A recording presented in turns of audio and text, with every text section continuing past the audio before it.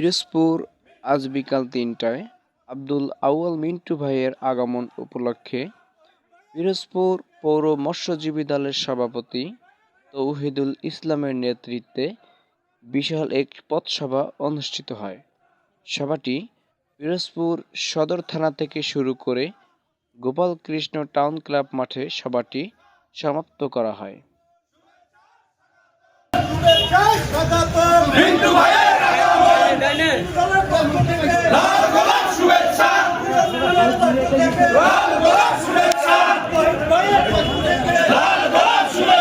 জানতাম না।